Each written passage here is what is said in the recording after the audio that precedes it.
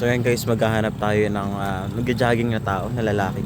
At sahamunin natin siya ng push-up challenge. At kapag natalo niya ako, bibigyan ko siya ng 100. So tara, samahan niyo ako. So dyan nga pala mga tol, naghanap na tayo dyan na nagja-jogging na tao.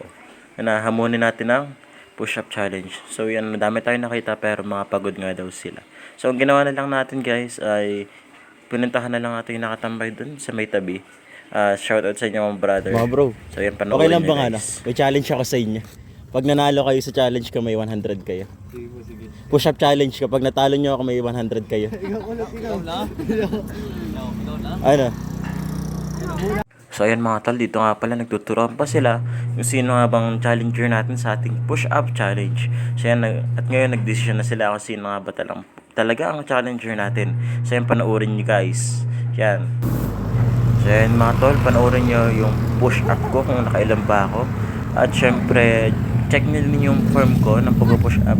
And comment down below kung masama ba form ko or tama lang yung aking push-up form. Comment down below. And naka 28 push-up nga tayo dyan. 28 mga tol. So yan, next naman natin is ang challenger natin. Magpo-push up na siya guys. So panoorin natin hanggang dulo. Tapusin natin to. Ayan. Shoutout nga pala sa mga bata na nanonood sa amin. Na habang nagpo-push up kami, supportive sila. At tinapos nila yung aming push-up challenge. O, di ba? Kaya tapusin nyo rin yung itong video to. So, yan, panoorin natin. At ang nagawa niyang push-up dyan mga tol ay 29 push-up. So, natalo tayo dyan mga tol.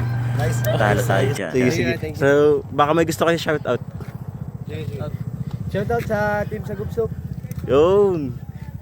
Thank you mga tol sa panonood ng video na to. At kung gusto nyo pa ng ganitong content, follow nyo lang ako. At kung gusto nyo naman manalo rin ng challenge natin, follow nyo lang ako para updated kayo sa mga challenge ko. Thank you guys. Bye bye.